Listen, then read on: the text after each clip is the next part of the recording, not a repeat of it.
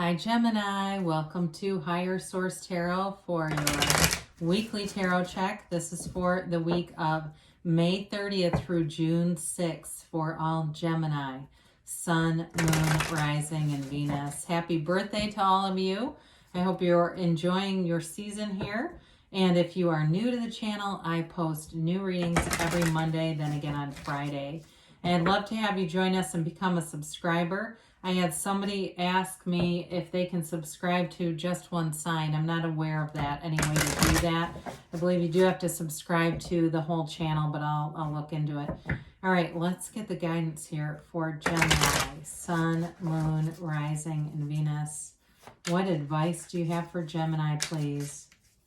Whoa, card came out. We're going to take that as a clarifier. What does Gemini need to know?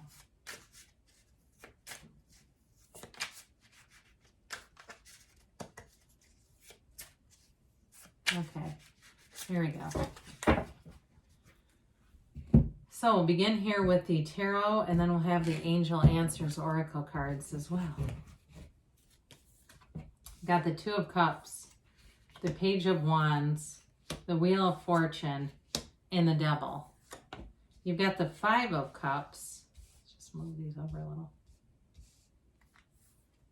The Queen of Swords, the Ten of Wands, and the Three of Wands. Well, this is interesting. You've got down here, yeah, the Two of Swords came out. So if there's something that's got you some indecision going, I do feel like it could be related to that Devil energy. It's really about letting go of the fear. The top sword represents anger. The bottom sword represents fear. And so it can be feeling very caught in the middle of something. And it may be people around you. If you've got two friends who've had a falling out or a family situation where it's causing some angst, I do feel like things are moving forward for you in a love relationship. You've got some really nice elements here, but again, I feel like you get pulled into something, and just be careful with this. You've got the Queen of Swords. I like to see that here for you. But just in terms of calibrating your words, okay? So you don't say something that someone uses out of context, or it suddenly you get pulled down to one side, whether you wanted to or not. So you've got here air, Gemini, Libra, Aquarius. You've got Capricorn here. You've got fire, Aries, Leo, Sag, and you do have water, Pisces, Cancer, Scorpio.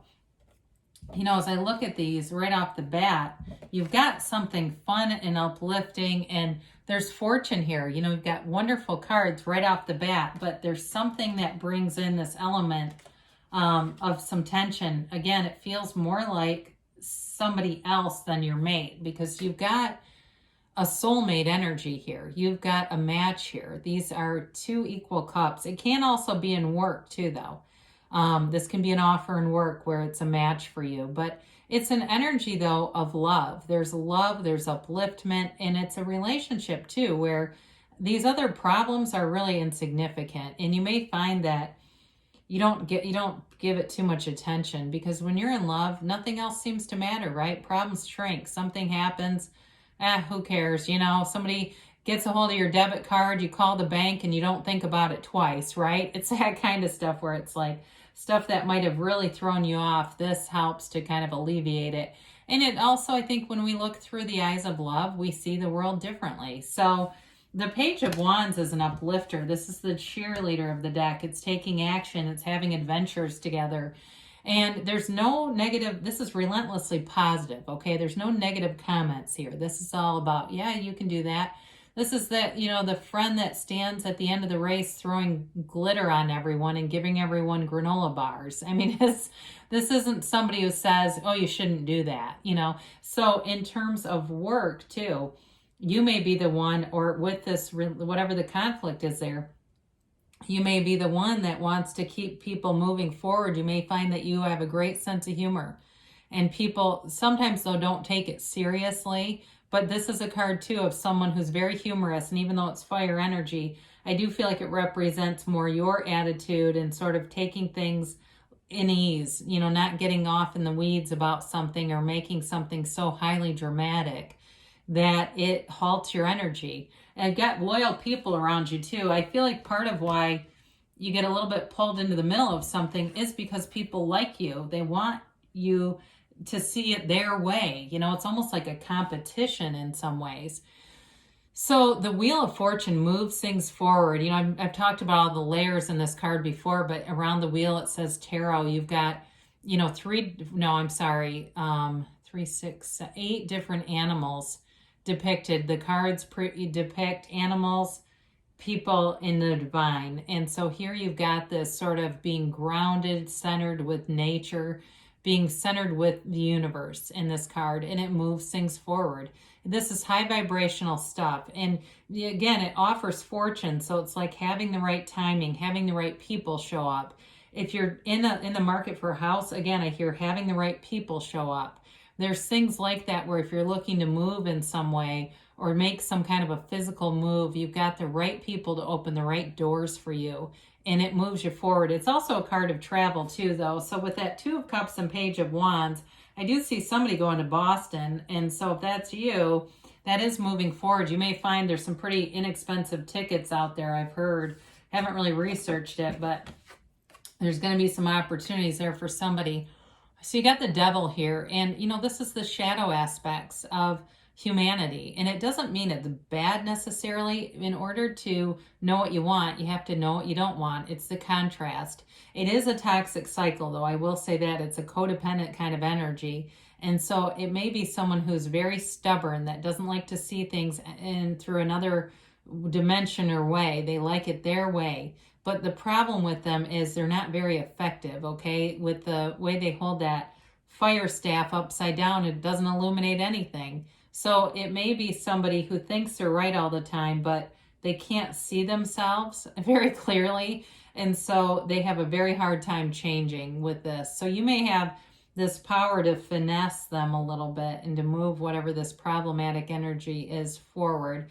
It can be a card of slander, though. I mentioned that before, libel and slander. So be careful with your words, because this person, I feel like they will take things out of context and twist it to suit them. And so I definitely wouldn't say anything about another person to whoever this is in your life, because they kind of don't care. I hate to say that. They would rather be, you know, they'd rather be right than happy. They do it in the reverse. And it does cause a little bit of tension around you. This is a card of disappointment, but it's also a card of looking at the problem too much. You know, it's like, well, are we going to just stare at the problem, or are we going to go into solutions? And so you may find you say that to somebody, because you're not going to sit here long. It's your season. You're in your own power. And I feel like with that Queen of Swords coming in, you're not going to tolerate this for long. If somebody feels sorry for themselves, I think you're going to have this quick-witted response, and it's kind of like, move forward, or you can watch me go, because I think you have better things to be doing up here. You've got more adventurous kind of fun things to be doing than that. So the Queen of Swords is your energy. It's using your intellect. It's also, too, the card of, it can be an attorney or a doctor. So if somebody here is in the medical field, or you're in something to do with law, it's representing that energy. It could also be who you're attracting, who your partner is. Maybe they work at a law firm or something. Or even if they work right next door to one, if their office is next door to one, I get that too. But the Queen of Swords doesn't stay wounded. She learns from wounds. And so it's can be a bit of an impatient, caustic energy for somebody who wants to be dramatic and wants to kind of just smear their shit all over people, excuse me. But you know what I mean? They don't want to be in solutions. And so this is kind of the perfect energy for that, because it won't allow you to join them in their misery, right? Misery loves company. Well, it doesn't love Gemini's company. I'll tell you that. So the 10 of Wands is a new cycle beginning. So if there's been something, again, with a move, it feels like a physical move, that's been a bit of a burden, it's time to put that down. You know, it's that homecoming. It's time to see yourself where you want to live, visualize yourself.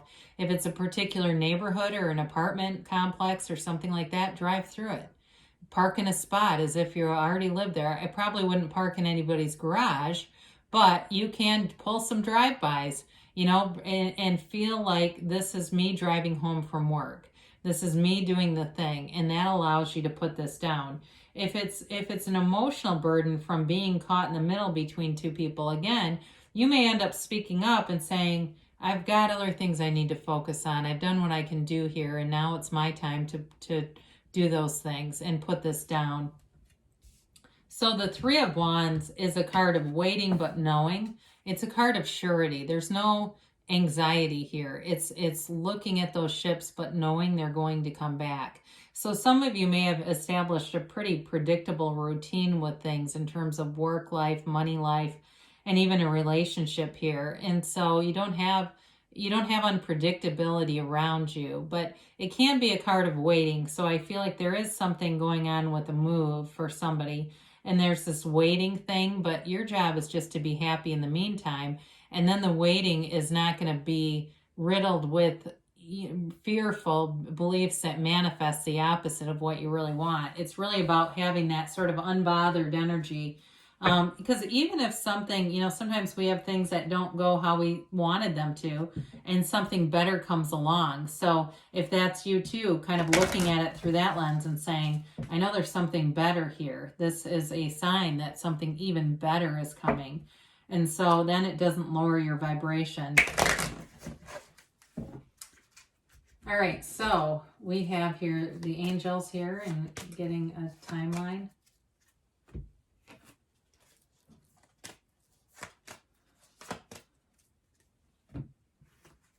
You've got romance.